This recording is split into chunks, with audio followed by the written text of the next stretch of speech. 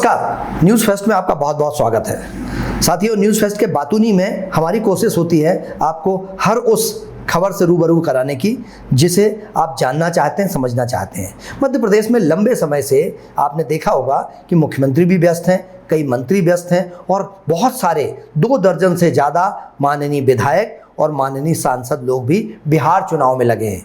ये बिहार में चूँकि विधानसभा का चुनाव चल रहा है और आने वाले समय में बिहार में 6 तारीख को और उसके बाद 10 तारीख को 14 को वहाँ परिणाम आएंगे, तो इस पर पूरे मध्य प्रदेश के माननीय नेता फोकस किए हुए हैं और वहाँ पर सभाएं कर रहे हैं लगातार। माननीय मुख्यमंत्री जी भी आज सुबह बिहार पहुँच गए हैं और वहाँ 2 दिन रहकर वो लगातार सभाओं को संबोधित करेंगे। हम इसी मुद्दे पर बात करेंगे।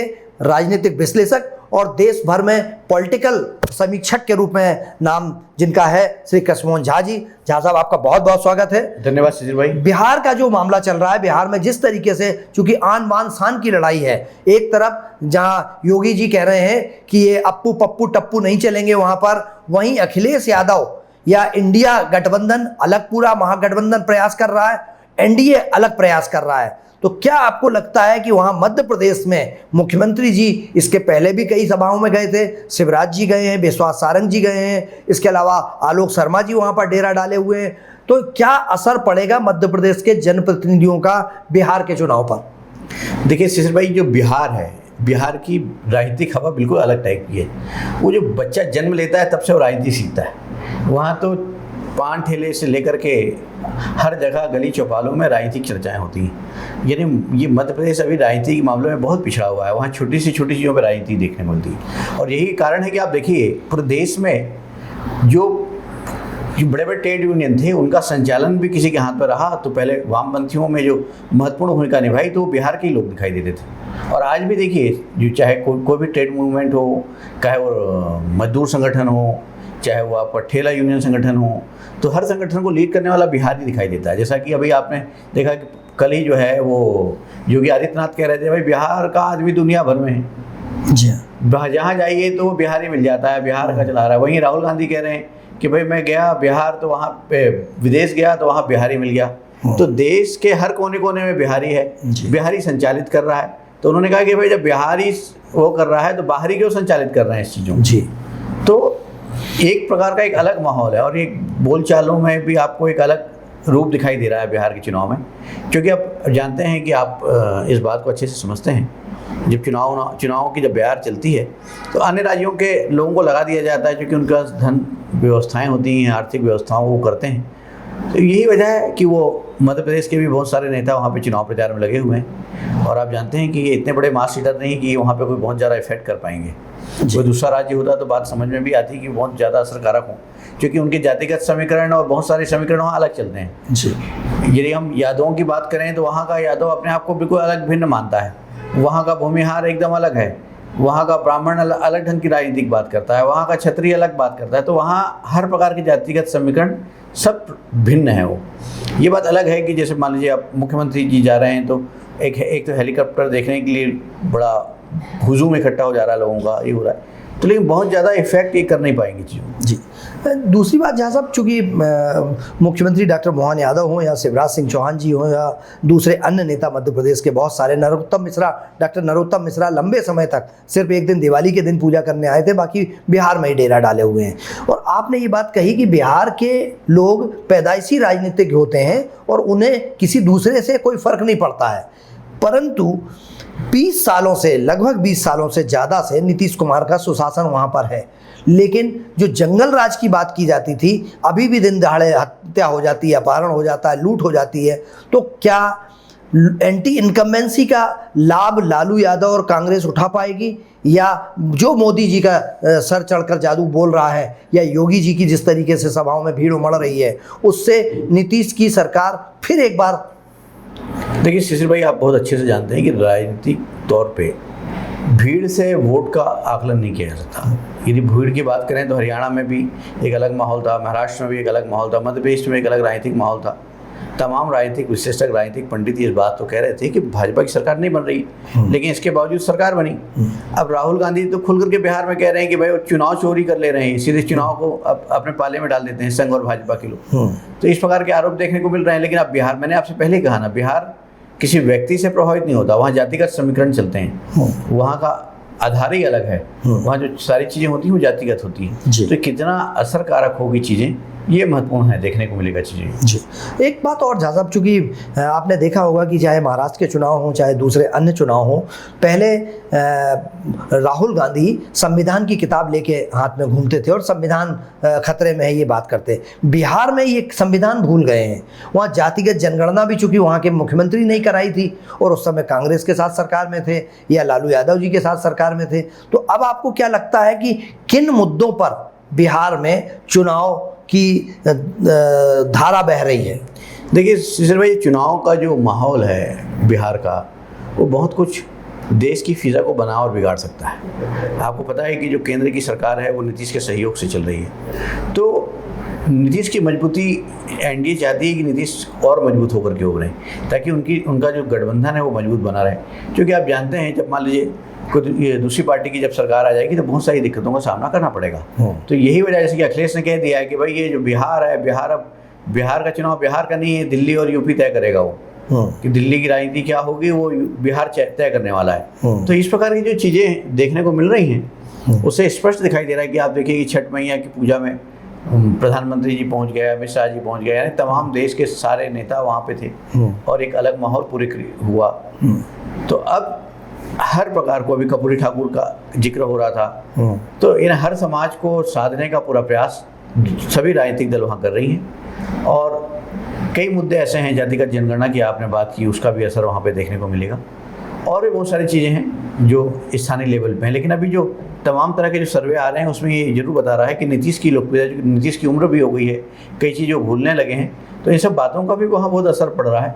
और तेजस्वी यादव का ग्राफ बहुत तेज़ी से है, लोगों में उनको लेकर के बड़ा उत्साह है। क्या तेजस्वी यादव या हम दूसरी तरफ कहें तो चिराग पासवान है, युवा चेहरा है, और चिराग पासवान के अलावा एक फैक्टर वहाँ पर आता है पीके, प्रशांत किशोर का। प्रशांत किशोर ने पूरे बिहार में सभी सीटों पर प्रत्याशी खड़े किए हैं और बहुत ज़बरदस्त, जो भाजपा को सत्ता में लाने के लिए, कांग्रेस को सत्ता में लाने के लिए कई राज्यों में कई राजनीतिक दलों के वो पॉलिटिकल एडवाइजर रह गए। और माना ये भी जाता है कि 14 में जब केंद्र में भाजपा की सरकार आई थी, उसके पर्दे के पीछे रणनीतिकार पीके थे। तो क्या अब पीके बिहार में एक अग्नि परीक्षा की दौर से गुजर रहे हैं? बहुत अच्छा प्रश्न आपने शिशिर भाई किया। आपने देखा होगा कि सलाहकार होना बहुत सरल होता है। जब आप क्रिकेट के मैदान में बाहर बैठ के जब कमेंट्री करते हैं तो बहुत अलग होता है, लेकिन आप जब खिलाड़ी के रूप में जब वहाँ खेलते हैं तो आपकी भूमिका बड़ी अलग हो जाती है। क्योंकि हम वहाँ जब रहते हैं तो हमें सब कुछ का निर्णय खुद करना होता है। सलाहकार वहाँ सलाह दे सकता है, लेकिन जब हम मैदान में जब उतर चुके होते हैं, जब सामना करते हैं चीज़ों को, प्रतिद्वंदी का सामना करते हैं, तब वहाँ हमें खुद को डिसीजन लेना पड़ता है और सलाहकार की भूमिका काम नहीं आती। तो प्रशांत किशोर भी एक सलाहकार के रूप में रहे और आप ये कह सकते हैं कि 2014 का चुनाव परिणाम उनके लिए बड़ा अच्छा रहा और उनको एक बड़ी पहचान मिली थी।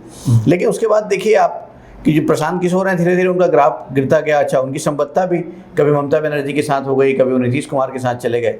तो ये जो उनका यानी एक स्टैंड उनके साथ जो होना चाहिए था, वो ऐसा अपने आप को स्थापित नहीं कर पाए। तो और अभी तमाम तरह के जो चुनाव परिणाम हैं, यानी चुनाव पूर्व जो अनुमान है, वो ये बात कह रहे हैं। कल मेरे एक दोस्त हैं मनोज कुमार जी, बहुत बड़े समीक्षक हैं, राजनीतिक विश्लेषक हैं, और आप देखते होंगे कि चुनाव में उनकी राय बड़ी मायने रखती है। उनकी संस्था भी है जो इसी प्रकार का काम करती है। तो वही कल मेरे से बता रहे थे, बोले कि कृष्ण जी जो इस बार का चुनाव परिणाम है बड़ा अलग रहेगा। या तो एनडीए एकदम स्पष्ट बहुमत पे जाएगी, नहीं तो फिर उसकी स्थिति बहुत मजबूत, बहुत गड़बड़ हो जाएगी, कमजोर हो जाएगी। तो यानी जो इस प्रकार के जो संकेत देखने को मिल रहे हैं, उससे मुझे लगता नहीं कि हमारे मध्य प्रदेश के जो नेता लोग हैं वो बहुत ज़्यादा कोई कमाल कर पाएंगे। बस आप दो नेता जिनको थोड़ी बहुत स्वीकारोक्ति वहाँ देखने को मिल रही है, शिवराज सिंह चौहान और मोहन यादव जैसे लोग, जिनको लोग थोड़ा देखना पसंद कर रहे हैं। बाकी तो आप खुद समझ रहे हैं कि क्या स्थितियाँ हैं। बिहार के चुनाव परिणामों से मध्य प्रदेश के कुछ नेताओं का भी राजनीतिक भविष्य जुड़ा हुआ है, खासकर उनको जो सीट दी गई है। और ऐसा पर्दे के पीछे से माना जाता था कि उनसे कहा गया है कि अच्छा प्रदर्शन करोगे तो तुमको मौका मिलेगा। तो क्या आपको लगता है, आपने जैसा कहा कि उन्हें निराशा ही हाथ लगेगी, क्योंकि बिहार पर किसी दूसरे का बहुत ज़्यादा फर्क नहीं पड़ता है? देखिए सिर्फ भाई, बिहारी जो है पूरे देश में फैला हुआ है। देश तो छोड़ दीजिए, विदेशों में भी उसका वर्चस्व बना हुआ है। वो अपने मन को पहले ही बना लिया होता है, उसको आप चेंज नहीं कर सकते हैं। उसके मन की इस स्थिति को भापना इतना सरल नहीं होता है। तो वो पहले से मेंटली प्रिपेयर है, वो क्या करने वाला है क्या नहीं करने वाला है वो किसी को बताने वाला नहीं जी। तो जिस तरह से जो अनुमान लगाए जा रहे हैं केवल अनुमान है। लेकिन आपने कहा कि उस फिजा का, उस परिणाम का मध्य प्रदेश की राजनीति में क्या असर पड़ेगा, तो मुझे लगता है कि बहुत ज़्यादा असर पड़ता नहीं है, क्योंकि ये बात सही है कि जो अब बड़े बड़े नेता हैं जो अपने आप को बड़ा समझते हैं तो उनको कार्य दिया गया है। तो निश्चित रूप से कोई आपको चुनौती दी गई है, उस चुनौतियों को मेरे रिजल्ट सही नहीं आएगा तो उसका खामियाजा तो आपको भुगतना पड़ेगा। जो पार्टी के सामने, पार्टी फोरम में आपकी इमेज उतनी कमज़ोर तो होगी जी। तो कहीं ना कहीं इन सब बातों का निष्कर्ष निकलेगा। और वैसे भी बहुत सारे आप देखिए, क्योंकि अब 2 साल का कार्यकाल मोहन यादव जी का पूरा हो रहा है, अब 2 साल बाद एक राजनीति मध्य प्रदेश जो है चुनाव मोड पे जाएगा। इस बीच में सिंहस्थ भी आने वाला है, तो 28 में विधानसभा चुनाव होना है, सिंहस्थ की तैयारी 27 में होना है। तो सरकार के लिए बहुत बड़ी चुनौती होगी आने वाला 1 साल जो महत्वपूर्ण है। 26 और 27 में जो भूमिका बनने वाली है वो मध्य प्रदेश की राजनीतिक फिजा को बनाएगी और बिगाड़ेगी। जी बिल्कुल। कहीं ना कहीं मध्य प्रदेश फिर एक बार कसौटी पर होगा, चाहे बिहार का चुनाव हो, चाहे उत्तर प्रदेश का चुनाव हो, क्योंकि उत्तर प्रदेश में भी जब चुनाव होते हैं और उस चुनाव के पहले उसका असर मध्य प्रदेश पर पड़ता है, क्योंकि बॉर्डर एरिया होने की वजह से, जातिगत सामाजिक नाते रिश्तेदारी होने की वजह से बहुत हद तक प्रभावित करते हैं। मुझे बहुत अच्छे से याद है कि आज से लगभग 6 महीने साल भर पहले मध्य प्रदेश और भोपाल में जितने भी बिहार के निवासी हैं उनका भारतीय जनता पार्टी के एक मीटिंग हॉल में बैठक हुई थी और हजारों परिवार थे जो उसमें इकट्ठा हुए थे और उनके माध्यम से भाजपा ने वहाँ बिहार में उनके नाते रिश्तेदारों तक रीच बनाने की कोशिश की थी। तो चूंकि जड़ पर काम करती है भाजपा, ज़मीनी स्तर पर काम करती है, और शायद यही वजह है कि 14 से केंद्र में और 3 से मध्य प्रदेश में लगातार अपने पांव जमाए हुए हैं, और उसकी सफलता की वजह भी शायद यही हो सकती है। हम बिहार में और बिहारियों पर क्या मानसिकता है, वो कैसे चुनाव को लेते हैं, उस पर चर्चा कर रहे थे। जैसा झा साहब का कहना है कि बिहार अपने आप में एक राजनीति का बहुत बड़ा केंद्र है और बिहार से ही केंद्र की राजनीति तय होगी और बिहार से ही अन्य दूसरे प्रदेशों में जो वहाँ के लोग हैं उनकी राजनीति का भविष्य आगे बढ़ पाएगा। साथियों, बातूनी में आज इतना ही। हमारे साथ वरिष्ठ स्तंभकार, समीक्षक, समालोचक और राजनीतिक विश्लेषक श्री कृष्ण मोहन झा जी जुड़े। आपका बहुत बहुत धन्यवाद। खबरों का सिलसिला जारी रहेगा, आप बने रहिए न्यूज़ फेस्ट के बातूनी में। मुझे और झा साहब को अनुमति दीजिए। नमस्कार।